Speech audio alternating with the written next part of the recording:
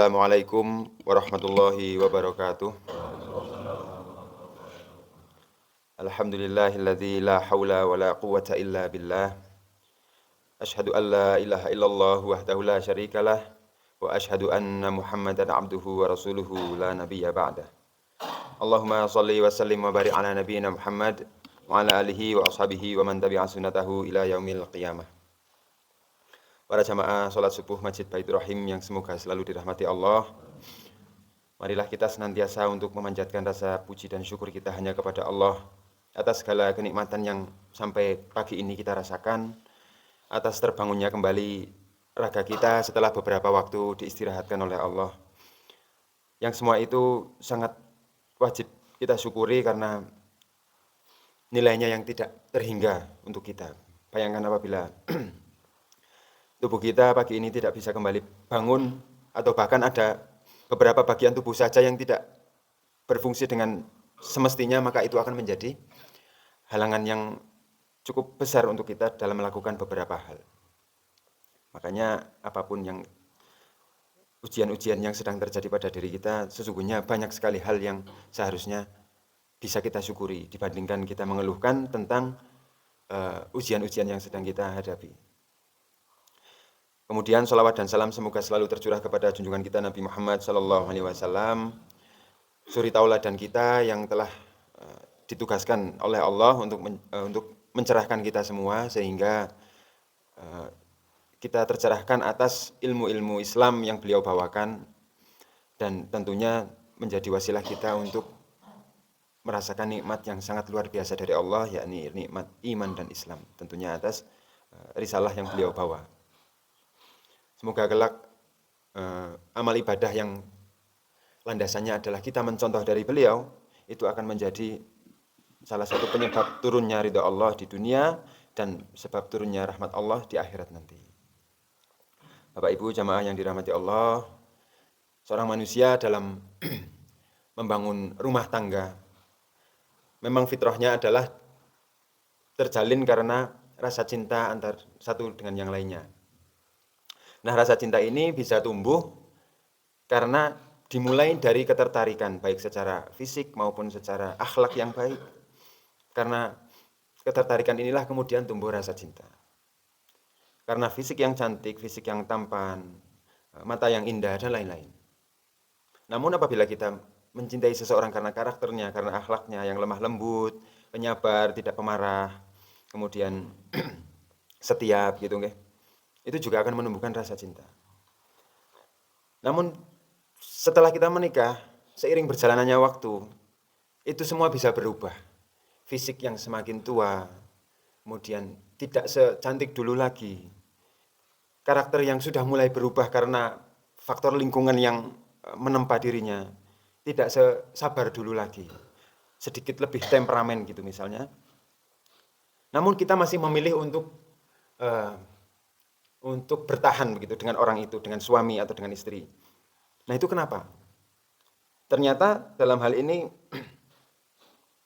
Umar bin Khattab zaman dulu beratus-ratus tahun yang lalu itu pernah ditanya dengan semacam ini. Wahai Amirul Mukminin, ini yang bertanya adalah perempuan nih. Wahai Amirul Mukminin, suamiku telah menyumpahku agar aku tidak berbohong, sehingga aku merasa bersalah jika aku berbohong. Apakah aku masih boleh berbohong, wahai Amirul Mukminin? Mendengar pertanyaan seperti itu, ketika Umar bin Khattab disapa sebagai Amirul Mukminin, berarti ketika itu beliau sedang menjadi khalifah. Ketika khalifah ditanya tentang sesuatu, maka ia juga bertanggung jawab, harus menjawab dengan tepat, karena itu akan bisa menjadi sebuah fatwa begitu.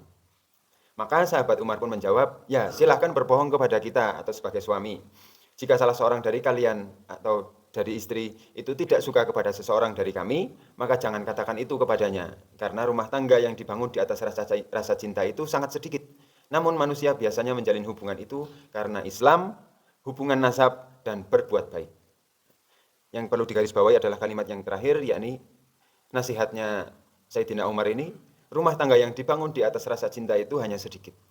Namun manusia biasanya menjalin hubungan karena Islam, hubungan nasab, dan berbuat baik. Nasihat inilah yang perlu kita pegang untuk menjadi landasan kita dalam mengarungi rumah tangga salah satunya nggih. Cinta itu bisa sedikit bisa pudar dan bisa naik lagi, itu tergantung daripada apa yang ada dalam diri kita. Namun ketika kita mencintai pasangan kita karena Islam, kita berniat untuk berbakti kepada suami, bagaimanapun suami kita memperlakukan kita, itu kan landasannya adalah Islam, karena perintah Allah. Ya sudah kita lakukan, ewodene nanti suami kita itu tetap tidak ridho, ya sudah itu urusan Allah. Yang penting kita sudah maksimal. Kita juga demikian. Sebagai laki-laki, niat kita adalah untuk membimbing istri yang menjadi tanggung jawab kita. Kalaupun nanti dalam perjalanannya tidak begitu sesuai dengan apa yang sudah kita ikhtiarkan, ya sudah itu urusan Allah. Karena kita mempertahankan rumah tangga, yang pertama adalah karena Islam. Karena Allah yang perintahkan, Allah yang menuntun, dan semoga Allah yang memudahkan. Gitu. Kita juga sama-sama sedang mencari ridha Allah dengan wasilah rumah tangga ini. Yang kedua adalah karena hubungan nasab atau karena nasab. Hal ini bisa ada dua kemungkinan. Karena kita menghormati pasangan kita karena nasabnya baik, atau karena kita sudah memiliki keturunan bersama dengan pasangan kita. Itu yang menjadikan banyak sekali sebuah rumah tangga sudah tidak begitu saling mencintai, tapi masih mempertahankan karena hal itu. Demi anak, demi ibu, demi bapak, agar tidak kepikiran orang tua gitu, ya sudah dijalankan. Karena kita sudah punya anak, kita tidak ingin mengorbankan masa depan anak kita hanya karena hal-hal seperti ini. Kemudian yang ketiga adalah perbuatan baik. Seperti yang pernah kami sampaikan di kesempatan sebelumnya, yakni ketika kita melihat seseorang atau ketika kita melihat orang lain, gunakan mata lebah, karena dimanapun ada bunga yang mengandung nektar, disitulah lebah hinggap untuk mengambil nektar kemudian menjadi madu. Gitu. Bagaimanapun sikap seseorang, kita ketika melihat dengan mata lebah, maka kita bisa tetap melihat sisi positifnya.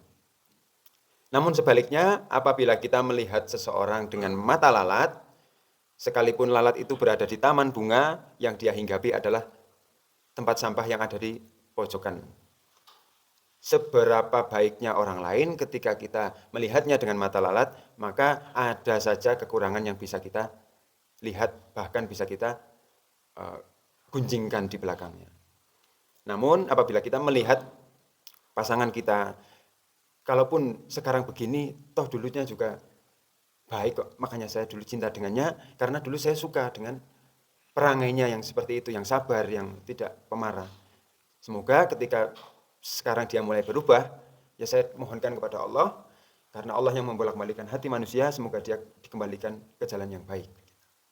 Nah, 3 hal inilah yang dinasihatkan oleh Umar, yakni mempertahankan rumah tangga karena Islam, karena nasab, dan karena akhlak yang baik. Semoga ini bisa kita ambil manfaatnya. Adapun kelebihannya itu semata-mata datang dari Allah. Apabila ada kekurangannya itu karena keterbatasan saya sendiri. Subhanakallahumma wa bihamdika asyhadu an la ilaha illa anta astaghfiruka wa atubu ilaik. Assalamualaikum warahmatullahi wabarakatuh.